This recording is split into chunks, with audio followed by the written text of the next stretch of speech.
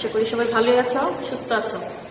আজকে তোমাদের আমি যে ক্লাসটা দিব সেটা হচ্ছে নবম ও দশম শ্রেণীর ব্যবসা উন্নয়ন ক্লাস, তৃতীয় অধ্যায় থেকে আত্মকর্মসংস্থান সম্পর্কে কিছু কথা বলবো।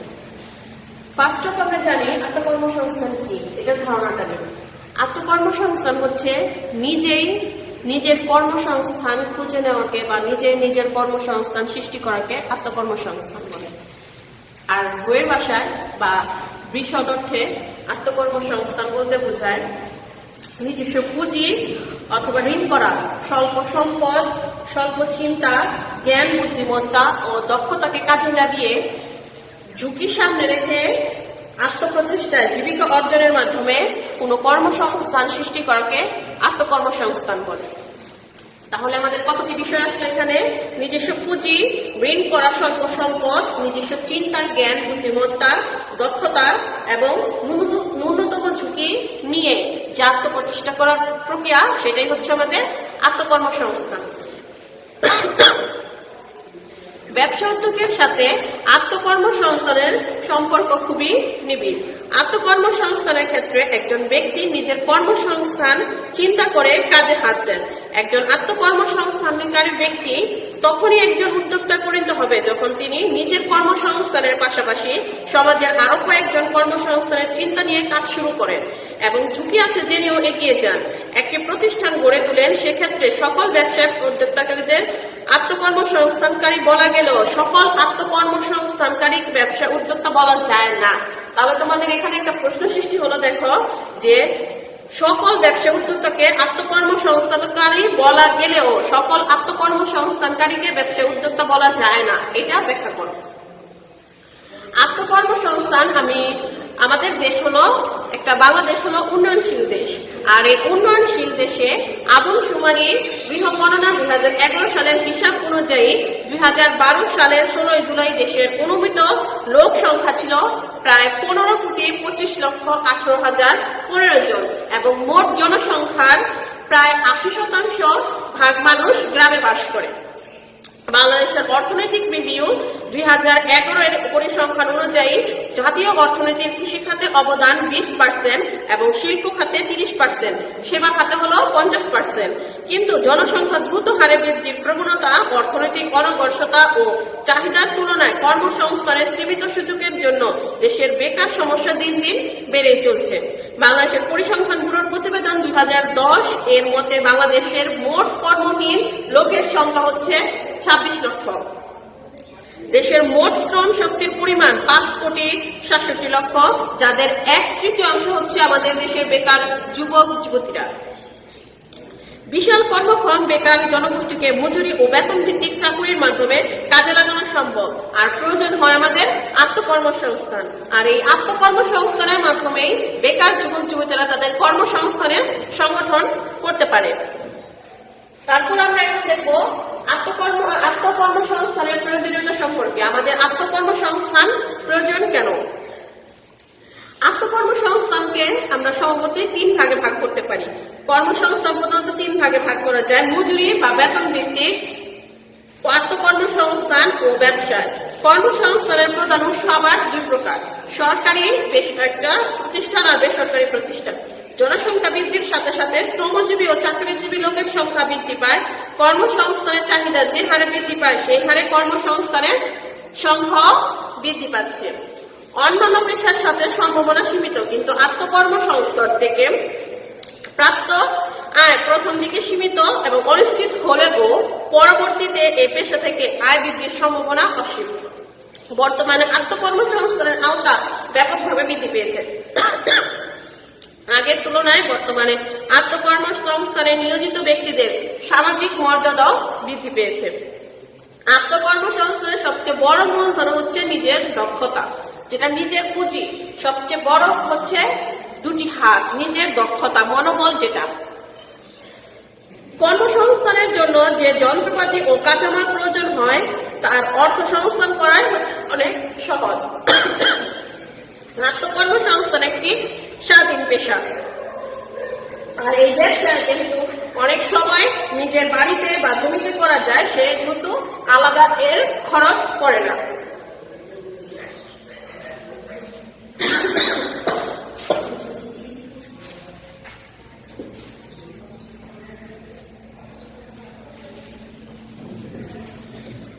আত্মকর্মসংস্থানের মাধ্যমে শহরমুখী যে জনস্রোত নিয়ন্ত্রণ ও গ্রামীণ সমাজ অর্থনৈতিক উন্নয়ন করা নিশ্চিত করা যায়।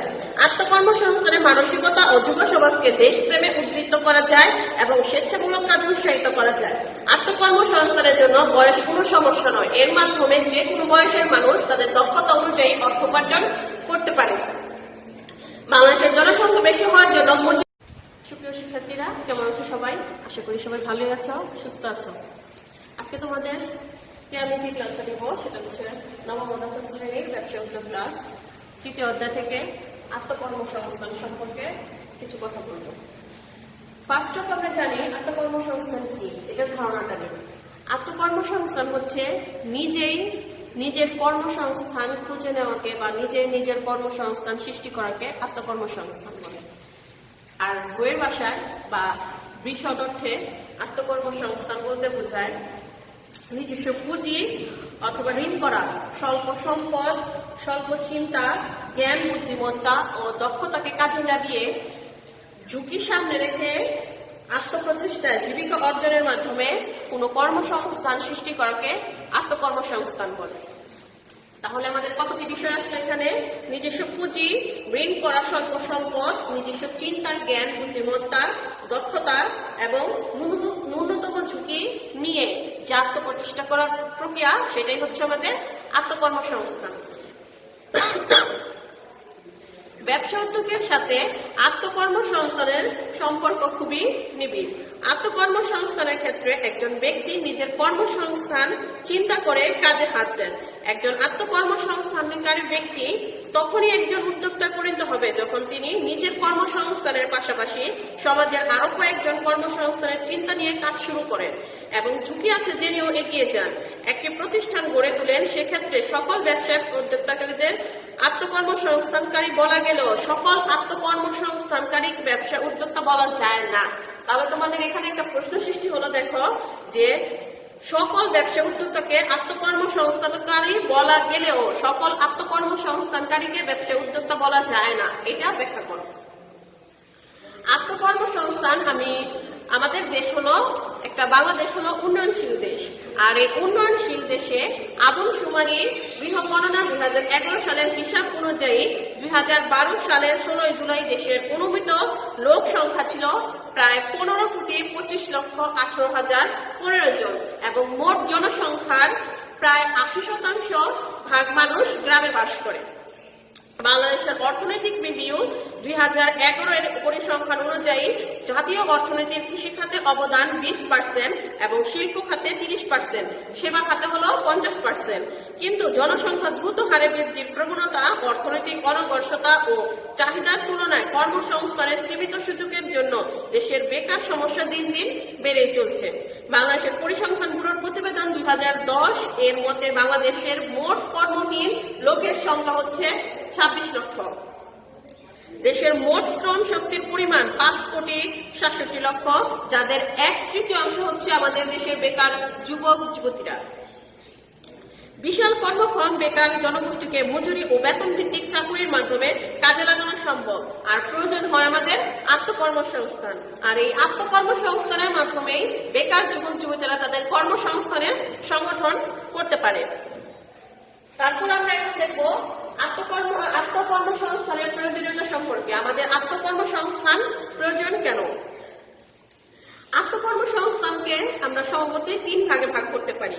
কর্মসংস্থান প্রধানত 3 ভাগে ভাগ করা যায়: মজুরি বা বেতন ভিত্তিক আত্মকর্মসংস্থান ও ব্যবসায়। কর্মসংস্থানের প্রধান উৎস আবার 2 প্রকার: সরকারি একটা প্রতিষ্ঠান আর বেসরকারি প্রতিষ্ঠান। জনসংখ্যা বৃদ্ধির সাথে সাথে শ্রমজীবী ও চাকরিজীবী লোকের সংখ্যা বৃদ্ধি পায়। কর্মসংস্থানের চাহিদা যে হারে বৃদ্ধি পায় সেই হারে কর্মসংস্থানের সংখ্যা বৃদ্ধি পাচ্ছে।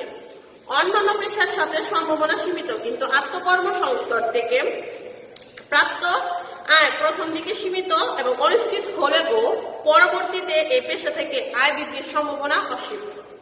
বর্তমানে আত্মকর্মসংস্থানের আওতা ব্যাপকভাবে বৃদ্ধি পেয়েছে।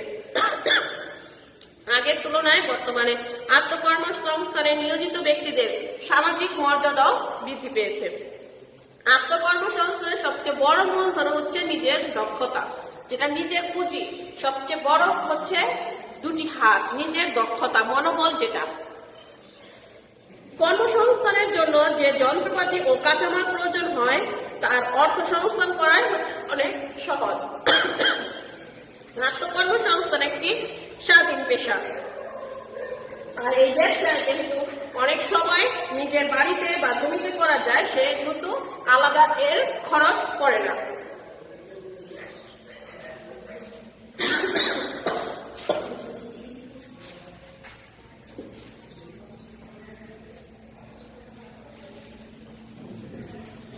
আত্মকর্মসংস্থানের মাধ্যমে শহরমুখী যে জনস্রোত নিয়ন্ত্রণ ও গ্রামীণ সমাজ অর্থনৈতিক উন্নয়ন করা নিশ্চিত করা যায়। আত্মকর্মসংস্থানের মানসিকতা ও যুব সমাজকে দেশপ্রেমে উদ্বৃত্ত করা যায় এবং স্বেচ্ছামূলক কাজ উৎসাহিত করা যায়। আত্মকর্মসংস্থানের জন্য বয়স কোনো সমস্যা নয়, এর মাধ্যমে যে কোনো বয়সের মানুষ তাদের দক্ষতা অনুযায়ী অর্থ উপার্জন করতে পারে।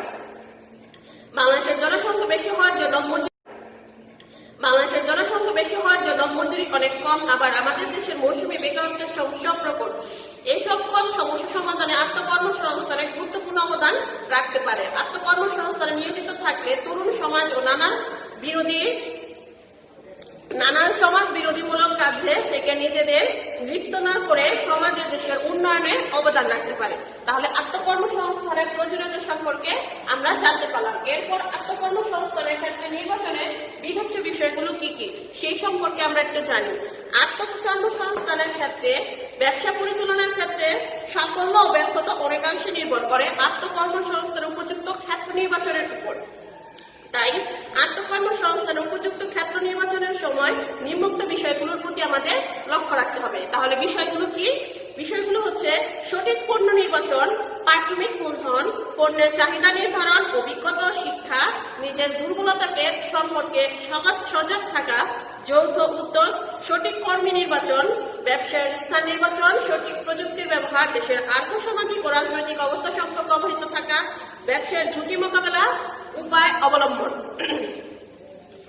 ব্যর্থতা থেকে শিক্ষা গ্রহণ, সুষ্ঠু ব্যবসা পরিকল্পনার অভাব। তাহলে প্রাথমিক মূলধন যেটা সেটা সম্পর্কে আমরা আগে জানি। ব্যবসার সফলতার সাথে পরিচালনার জন্য স্থায়ী ও চলতি মূলধন পর্যাপ্ত হওয়া বাঞ্ছনীয়। প্রয়োজনীয় মূলধন নির্ধারণ ও সংগ্রহ করতে ব্যর্থ হলে ব্যবসার পূর্ণ ক্ষমতা ব্যবহার করা সম্ভব হয় না। চলতি মজুরির অভাবে বাংলাদেশের অনেক শিল্প কারখানায় উৎপাদন ক্ষমতার মাত্রা অনুযায়ী পরিচালিত হতে পারে না। তাই আমাদের দরকার হয় স্থায়ী ও চলতি মূলধনের।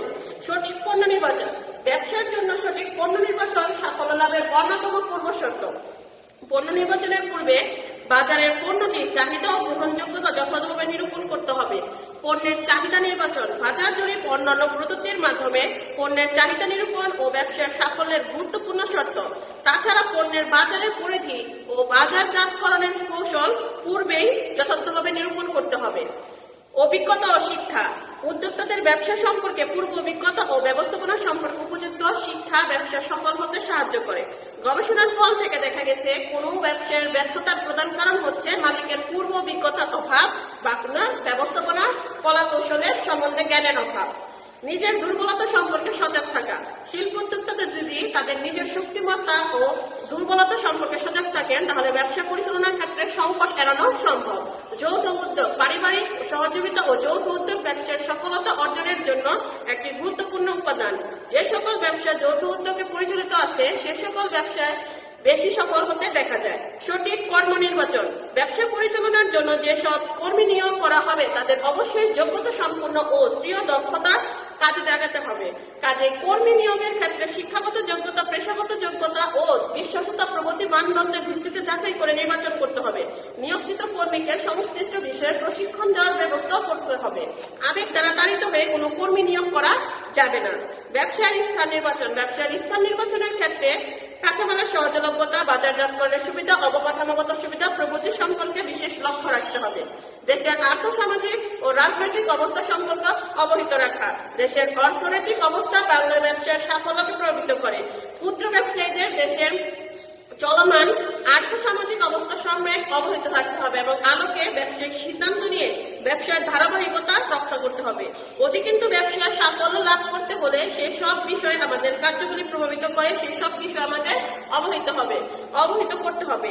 ব্যবসায় ঝুঁকি মোকাবেলা উপায় অবলম্বন, ব্যবসা সংক্রান্ত ঝুঁকি আগে নিরূপণ করতে হবে এবং তা মোকাবেলা করার জন্য কৌশল স্থির করে রাখলে অনিশ্চয়তাজনিত ক্ষতির হাত থেকে ব্যবসায়কে রক্ষা করা যায়। কাজে উপযুক্ত পদ্ধতির মাধ্যমে ব্যবসার ঝুঁকি নিরূপণ করা এবং তা মোকাবেলা করা নির্ধারণ করা সাফল্য লাভের অন্যতম লক্ষ্য। ব্যর্থতা থেকে শিক্ষা গ্রহণ, ব্যবসা একবার ব্যর্থ হলে ব্যর্থতার কারণগুলো পুঙ্খানুপুঙ্খভাবে বিশ্লেষণ করে হতাশ হওয়ার পরিবর্তে শিক্ষা গ্রহণ করে নতুনভাবে কাজ শুরু করার মাধ্যমে ব্যবসায় সাফল্য নিহিত করতে হবে। সুষ্ঠু ব্যবসা পরিকল্পনা প্রণয়ন, ব্যবসার সফলতা লাভের অর্জনের আরেকটি গুরুত্বপূর্ণ বিষয় হচ্ছে সঠিক ব্যবসা পরিকল্পনা প্রণয়ন করা।